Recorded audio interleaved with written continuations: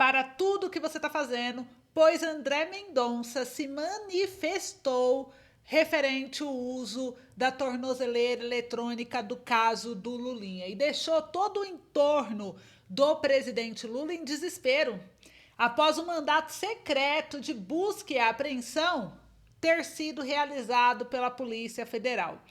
Quem é que acha que o Lulinha ele tá envolvido com o careca do INSS, que ele tem culpa no cartório? Deixa aqui seu comentário. Já vai deixando a sua opinião, pois temos aqui novidades de última hora, pois o André Mendonça cobra explicações sobre tudo o que está acontecendo, desenterrando um grande fantasma que assombra aí o presidente Lula e pode minar de vez a sua popularidade. Eu vou explicar em detalhes aqui, não para por aí não.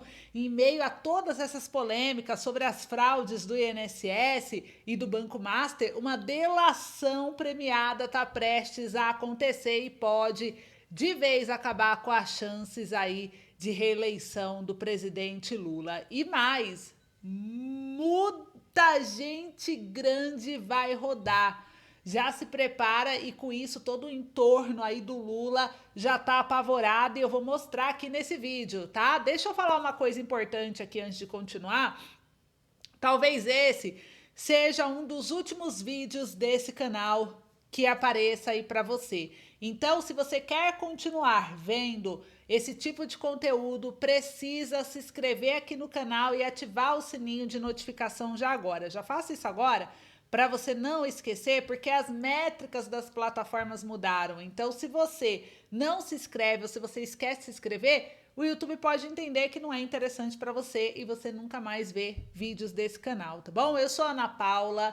Eu sou de São Paulo, capital, você está no canal Brasil Raiz e é um prazer para mim ter você aqui conosco, acompanhando essa análise política. E o Brasil está em crise, tem coisa grave acontecendo e aqui eu não escondo nada, eu mostro tudo, tá bom? E hoje, gente, quem não escolhe se informar acaba sendo levado aí para uma narrativa pronta, criada pela grande mídia, pela grande imprensa. Aqui a gente traz uma visão aí que muita gente evita mostrar, digamos assim, né? E isso faz diferença, principalmente para quem ainda está indeciso. E se você quer ouvir os dois lados e tirar suas próprias conclusões, então já se inscreve aqui no canal e acompanha a gente de perto, tá? Ainda no boletim de hoje tem mais, né? As más notícias para o presidente Lula não acabaram não. Houve a prisão de um de seus maiores aliados e os advogados se manifestaram tentando conter os danos. Apesar de tentar esconder, muitas associações estão sendo feitas entre Lula, seus aliados e facções criminosas. Gente, o que pode degradar mais ainda a imagem do Lula. E uma nova polêmica, que eu vou mostrar aqui em tela também para vocês, voltou à tona. E vou colocar um vídeo já do senador Cleitinho para vocês verem e acompanhar aqui comigo. E eu quero muito a opinião de vocês, tá? Pois para um governo que prometeu acabar com os sigilos, estamos com uma falta de transparência nunca visto antes. Vamos aqui ao que interessa e já vai trazer a sua opinião. Já começo com esse vídeo do Cleitinho. Eu vou mostrar minha tela para você e eu quero saber aí a sua opinião. Vamos ouvir aqui o que o Cleitinho tem a falar a respeito do governo que estima salário mínimo de R$ 1.717. Esse é o novo salário mínimo do trabalhador brasileiro a partir do ano que vem, uma previsão. Por isso que eu peço que vocês batem recorde de compartilhamento, senta o dedo e compartilha esse vídeo para todo o Brasil, para chegar em todo o povo brasileiro, que eu quero ver qual outro político tem coragem de tocar nessa ferida, como eu estou fazendo aqui. Enquanto vocês vão receber R$ 1.717, a classe política recebe mais de R$ 40 mil. E fora os privilégios, que eu gosto sempre de falar se você tem direito a isso. Plano de saúde vitalício, lá no Senado tem. Auxílio moradia, lá no Congresso Nacional tem. Auxílio combustível também, você tem direito? Não, lá no Congresso Nacional tem. Auxílio alimentação, lá no Congresso Nacional tem. Você tem direito a isso? Não. Se eu quiser alugar um carro, eu também tenho direito. Você tem direito? Não. Eu posso ter carro oficial, você tem direito? Também não. Eu posso também ter passagens aéreas que você paga para mim. Você tem direito? Não. Mas esse próprio político tem direito de definir o seu salário. Ele tem direito também de definir agora a sua escala, que a gente está querendo discutir lá, e dar um fim nessa maldita escala 6x1. E quem define isso é o político, enquanto ele faz uma escala 3x4. Aí eu faço uma pergunta, você que é o patrão, porque eu sou empregado, o político é seu empregado. Não era você que deveria definir a minha escala? Era você que deveria definir. Mas lá é 3x4. E ele se acha na moral agora de falar que você não pode acabar com essa escala 6x1. É ele também que define o seu salário. Mas ele acha na moral também de definir o seu próprio salário. Porque quem deveria definir o meu salário de todos os políticos era você, que é o patrão. Por isso que eu estou entrando com um projeto agora de consulta popular. Qualquer tipo de aumento para a classe política tem que ter consulta popular. Você, que é o patrão, será consultado se você quer ou não aumentar o salário dos políticos. Pelo contrário, eu tenho certeza que vocês vão querer reduzir. Então quem manda de verdade é o povo. E quem tem que tomar as rédeas é o povo brasileiro. Então a gente vai votar assim o fim da escala 6x1. Vamos para cima, tamo junto. Pessoal, vocês viram aí? Agora vocês concordam com esse posicionamento do Cleitinho ou vocês têm uma opinião separada, né? Porque o Cleitinho, ele veio falando sobre esses aumentos, ele veio falando sobre esses salários e muito mais, né? Inclusive aqui, gente, olha só, né? Vamos falar de uma outra situação também que pegou, que é a respeito da FAB, dos 100 voos da FAB. Eu vou mostrar aqui a tela para vocês também, aonde o TCU exige um aperto nos voos. Deixa eu compartilhar a tela só para vocês entenderem o que eu estou falando e a gente vai falar um pouquinho, debater um pouquinho sobre isso. Olha só, TCU exige aperto em voos da FAB, mas permite manter sigilo. Gente, olha o absurdo que está acontecendo aqui.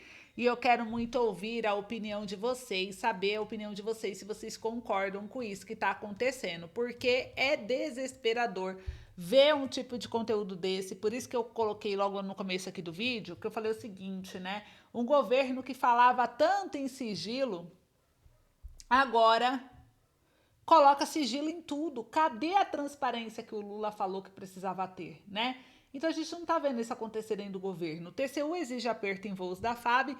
Acordão de 15 de abril muda a decisão de 2024 sobre aplicação de sigilo, mas mantém porta aberta para excessos. Então, ao determinar a reformulação das regras de uso das aviações da FAB, que é a Força Aérea Brasileira, por autoridades na semana passada, o TCU, que é o Tribunal de Contas da União, ficou a 1 milímetro de consertar uma bobagem cometida há 2 anos, em abril de 2024, onde a Corte transformou exceção em regra e liberou a aplicação indiscriminada de sigilo sobre viagens de altas autoridades em jatinhos da FAB. O acordão de 15 de abril de 2026, além de exigir maior controle sobre a concessão do uso dos aviões, altera o trecho da decisão que admite segredos sobre informações de voos de presidente, vice, presidentes da Câmara dos Deputados, do Senado, ministros do STF e procurador-geral da República por razões de segurança. A aplicação de sigilo passa a ser cabível só à identificação da autoridade solicitante e dos passageiros e deve ser feita por meio da elaboração de um termo que classifica tais informações em algum dos níveis e prazos de restrição do acesso estabelecido na lei, que é a Lei de Acesso à Informação. O ministro Benjamin, relator de 2 processos, fez alteração por sugestão do Ministério Público junto ao TCU e era necessário deixar claro que o sigilo não alcança a informação sobre a realização do voo em si, origem, destino, número de passageiros que efetivamente estiveram presentes no voo, capacidade de passageiros da aeronave, percentual de ocupação, entre outras informações relevantes para a divulgação da sociedade,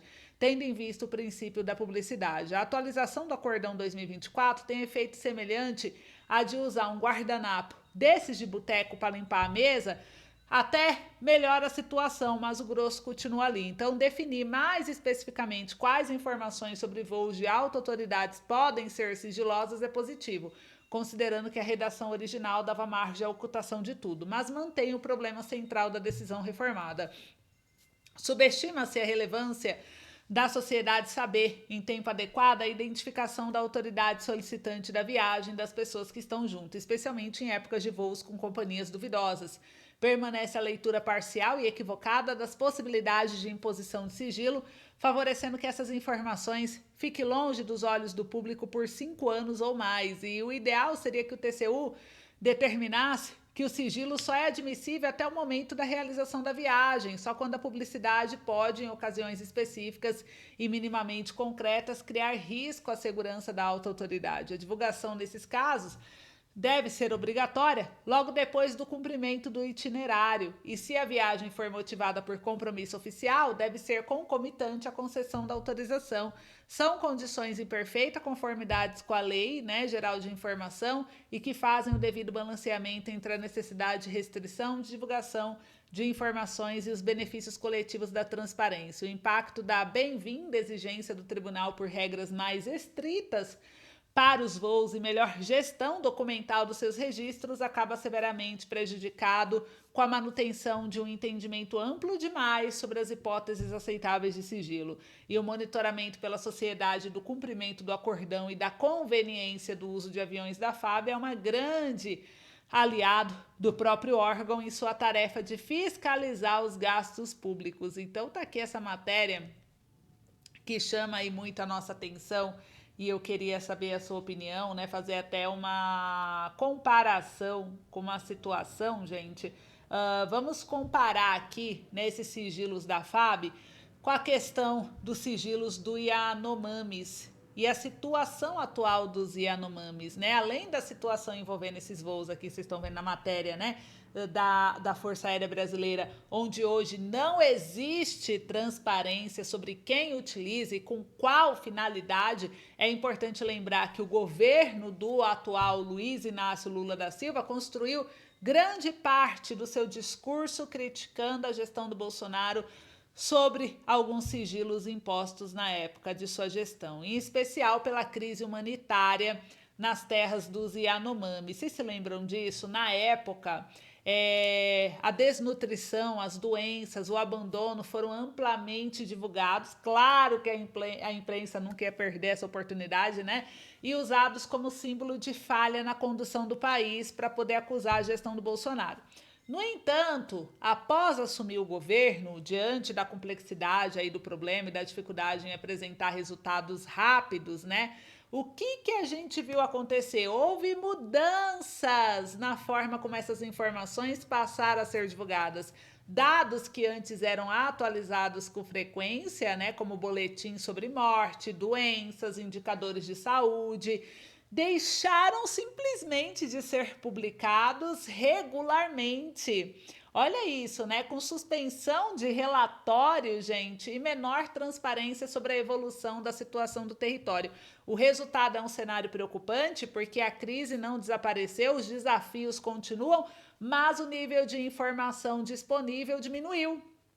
E sem dados claros e atualizados, a sociedade perde a capacidade de acompanhar de perto o que está acontecendo nas terras indígenas, o que dificulta a cobrança por soluções concretas e mantém uma situação crítica longe do olhar constante do público, como foi lá na questão do Bolsonaro.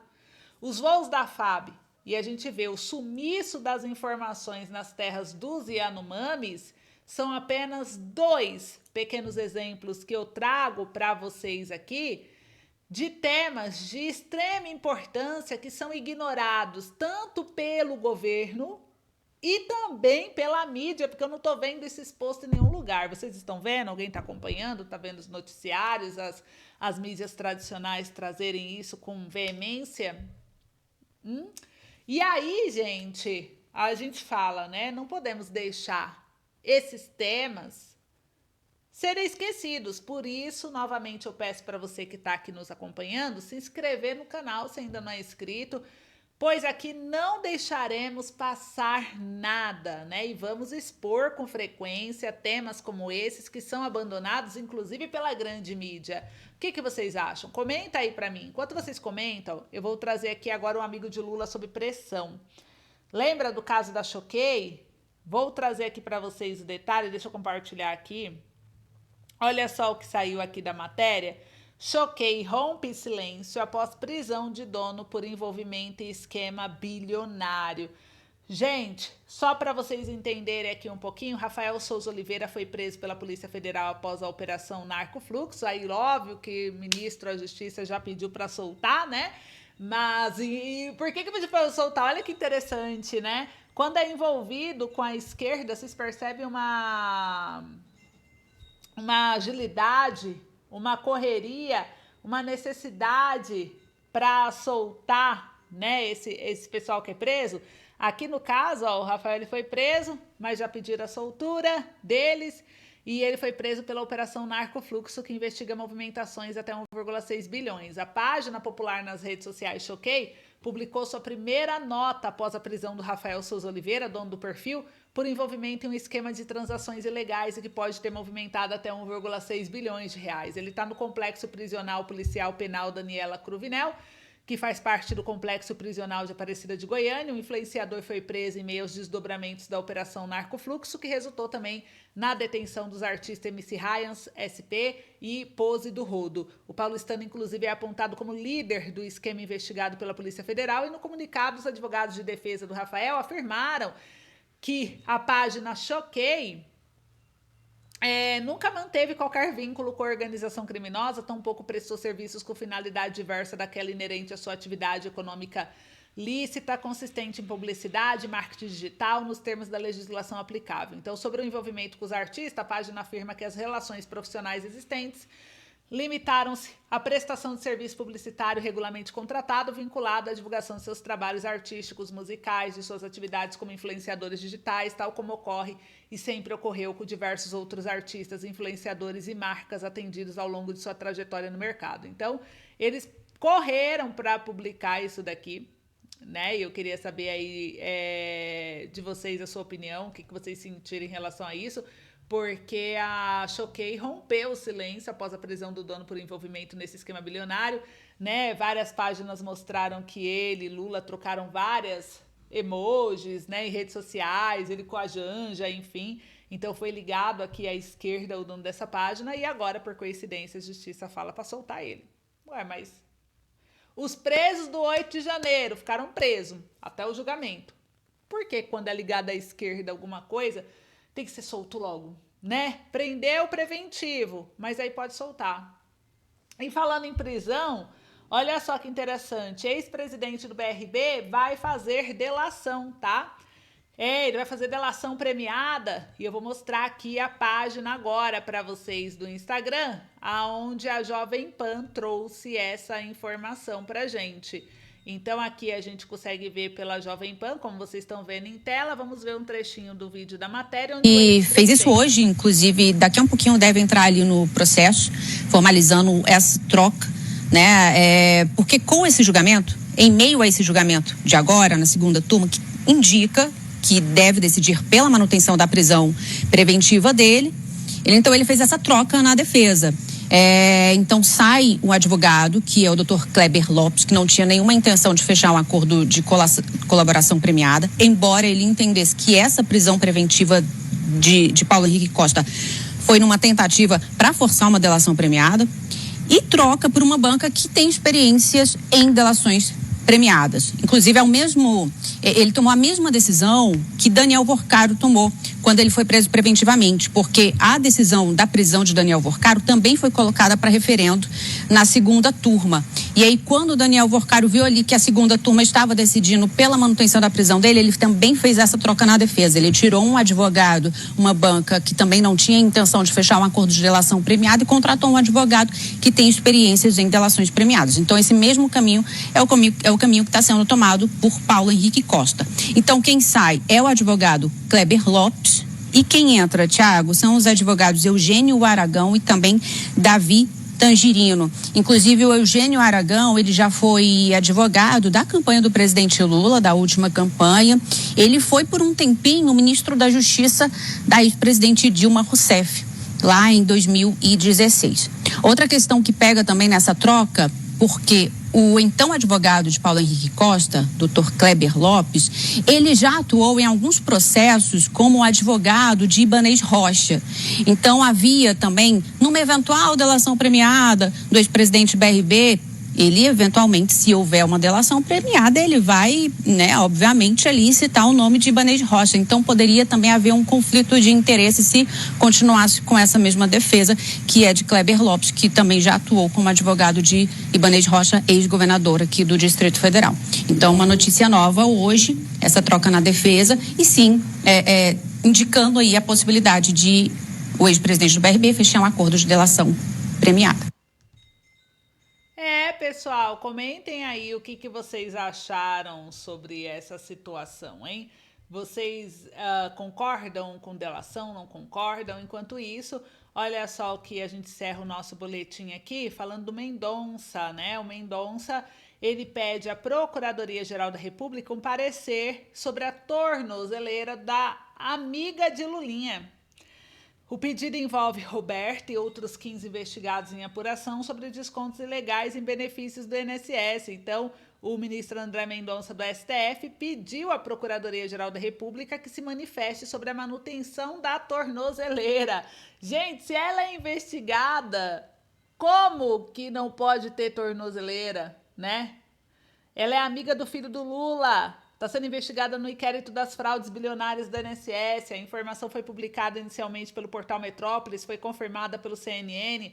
O despacho em caráter, inclusive sigiloso, foi assinado no último dia 17 de abril e o relator da investigação na STF, Mendonça, também pediu que a Procuradoria se pronuncie sobre a situação de outros 15 investigados, além da aplicação de medidas cautelares. Então, segundo a Polícia Federal, Roberto trabalhou para Antônio Camilo Antunes, o careca do INSS. Relatório da polícia aponta indícios de que ela seria intermediária entre Antunes e Lulinha e, segundo o documento, o filho do presidente seria um sócio oculto de Antunes. Roberta foi alvo de busca e apreensão em uma das fases da Operação Sem Desconto, executada em dezembro do ano passado. Desde então, ela usa a tornozeleira eletrônica e, segundo a investigação da Polícia Federal, Roberta recebeu 1,5 milhão de reais em pagamentos atribuídos a Antunes, atuando como líder do esquema de desvios. Então, gente, olha só, situação apertando aí, mas eu queria saber a sua opinião a respeito desse assunto. Então, esse foi o boletim de hoje. Muito obrigada. Não esquece de se inscrever no canal. Eu espero vocês no próximo encontro. Até mais.